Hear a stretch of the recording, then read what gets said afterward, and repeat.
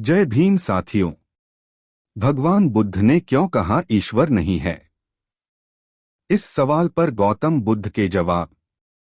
जानवरों को काबू में करने के लिए उनकी नाक में छेद करके रस्सी डाली जाती है, फिर चाबुक के डर और रस्सी के खींच और ढील से वो अपने मालिक की अनचाही गुलामी करने को मजबूर होता है।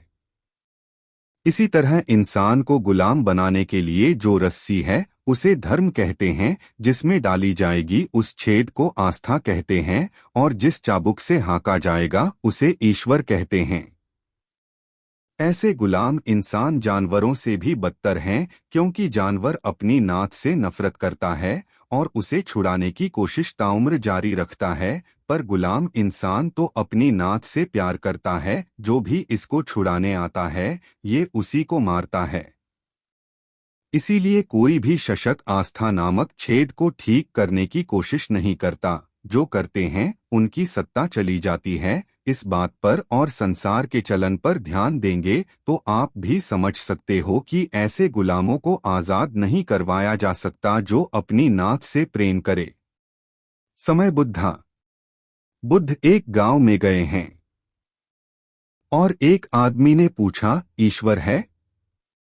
बुद्ध ने कहा, नहीं। और दोपहर दूसरे आदमी ने पूछा कि मैं समझता हूं ईश्वर नहीं है, आपका क्या ख्याल है? बुद्ध ने कहा, है। और सांझ एक तीसरे आदमी ने पूछा कि मुझे कुछ पता नहीं, ईश्वर है या नहीं। बुद्ध ने कहा कि चुप ही रहो तो अच्छा है, न हाँ न ना।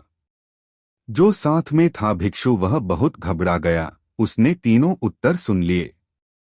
रात उसने बुद्ध से कहा, मैं पागल हो जाऊंगा। सुबह आपने कहा हाँ, दोपहर आपने कहा नहीं, सांझ आपने कहा नहीं न नहीं, मैं क्या समझूं? बुद्ध ने कहा, तुझे तो मैंने एक भी उत्तर नहीं दिया। जिनको दिए थे उनसे बात है, तुझसे कोई संबंध नहीं। तूने सुना क्यों? तूने जब पूछा ही नहीं था तो तुझे उत्तर कैसे दिया जा सकता है? जिस दिन तू पूछेगा उस दिन तुझे उत्तर मिल जाएगा। पर उस आदमी ने कहा, मैंने सुन तो लिया। बुद्ध ने कहा, वे उत्तर दूसरों को दिए गए थे और दूसरों की जरूरतों के अनुसार दिए गए थे। सुबह जिस आदमी ने कहा था कि ईश्वर है, वह आस्तिक था और चाहता था कि मैं भी उसकी ही मेहा भर दूं। उसे कुछ पता नहीं ईश्वर के होने का, लेकिन सिर्फ अपने अहंकार को तृप्त करने आया था कि बुद्ध भी वही मानते हैं जो मैं मानता हूं। वह बुद्ध से भी अपनी स्वीकृति लेने, कन्फर्मेशन लेने आया था। तो मैंने उससे कहा, नहीं। मैंने उसकी जड़ों को हिला दिया। और उसे कुछ पता नहीं था, अन्यथा मुझसे पूछने क्यों आता? जिसे पता हो गया है वह कन्फर्मेशन नहीं खोजता। सारी दुनिया भी इनकार करे तो वह कहता है, इनकार करो, वह है। इनकार का कोई सवाल नहीं है। अभी वह पूछ रहा है, अभी वह पता लगा रहा है कि है। तो मुझे कहना पड़ा कि नहीं है। उसकी खोज रुक गई थी, वह मुझे शुरू कर देनी पड़ी। दोपहर जो आदमी आया था वह नास्तिक था। वह मानता था कि नहीं है, उसे मुझे कहना पड़ा कि है। उसकी भी खोज रुक गई थी, वह भी मुझसे स्वीकृति लेने आया था अपनी नास्तिकता में। सांझ जो आदमी आया था वह न आस्तिक था न नास्तिक। उसे किसी भी बंधन में डालना ठीक न था, क्योंकि हाँ भी बांध लेता है, नहीं भी बांध लेता है। तो उससे कहा कि तू चुप रह जाना, न हाँ न ना तो पहुंच जाएगा। और तेरा तो सवाल ही नहीं है, उस भिक्षु से कहा, क्योंकि तूने अभी पूछा नहीं है। धर्म बड़ी निजी बात है, जैसे प्रेम।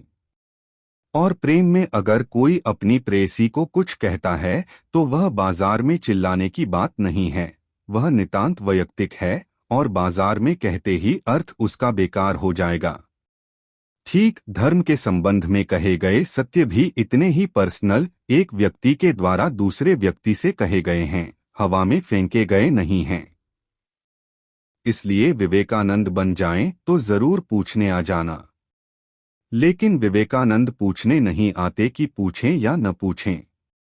मैं अभी एक गांव में गया, एक युवक आया और उसने कहा कि मैं आपसे पूछने आया हूं, मैं संन्यास ले लूं। तो मैंने उससे कहा, जब तक तुझे पूछने जैसा लगे तब तक मत लेना, नहीं तो पछताएगा। और मुझे क्यों झंझट में डालता है? तुझे लेना हो ले, न लेना हो न ले। जिस दिन तुझे ऐसा लगे कि अब सारी दुनिया रोकेगी तो भी तू नहीं रुक सकता, उस दिन ले लेना। उसी दिन संन्यास आनंद बन सकता है, उसके पहले नहीं। तो उसने कहा, और आप? मैंने कहा, मैं किसी से कभी पूछने नहीं गया। अपनी इस जिंदगी में तो किसी से पूछने नहीं गया। क्योंकि पूछना ही है तो अपने ही भीतर पूछ लेंगे, किसी से पूछने क्यों जाएंगे? और कोई कुछ भी कहे उस पर भरोसा कैसे आएगा? दूसरे पर कभी भरोसा नहीं आ सकता।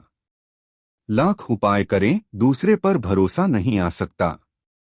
अगर मैं कह भी दूं कि हाँ ईश्वर है, क्या फर्क पड़ेगा? जैसा आपने किताब में पढ़ लिया कि रामकृष्ण ने कहा कि हाँ है, और जैसा मैं तुझे देखता हूं उससे भी ज्यादा साफ उसे देखता हूं। क्या फर्क पड़ गया आपको? एक किताब और लिख लेना आपकी, आपने पूछा था और मैंने कहा हाँ है। और जैसा मैं आपको देखता हूं उससे भी ज्यादा साफ उसे देखता हूं।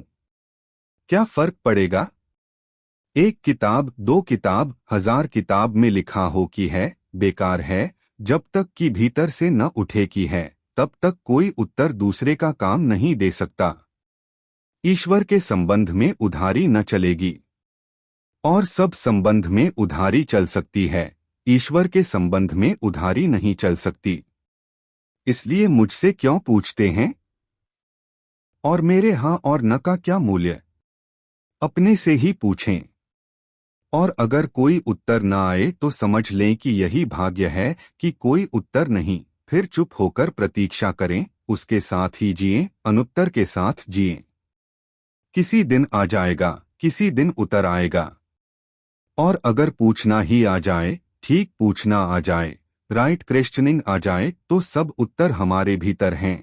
और ठीक पूछना न आए तो हम सारे जगत में पूछते फिरे, कोई उत्तर काम का नहीं है। और जब विवेकानंद जैसा आदमी रामकृष्ण से पूछता है तो रामकृष्ण जो उत्तर देते हैं वह रामकृष्ण का उत्तर थोड़े ही विवेकानंद के काम पड़ता है। विवेकानंद इतनी प्यास से पूछते हैं कि जब वह रामकृष्ण का उत्तर आता है तो वह रामकृष्ण का नहीं मालूम पड़ता, वह अपने ही भीतर से आया हुआ मालूम पड़ता है।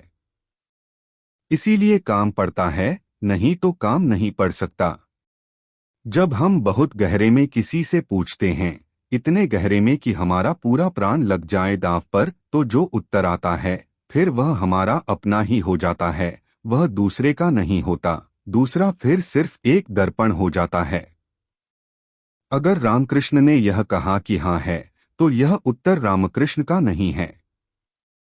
यह ऑथेंटिक बन गया, विवेकानंद को प्रामाणिक लगा, क्योंकि रामकृष्ण एक दर्पण से ज्यादा न मालूम पड़े, अपनी ही प्रतिध्वनि, बहुत गहरे अपने ही प्राणों का स्वर वहां सुनाई पड़ा। ओशो, गहरे पानी पैठ।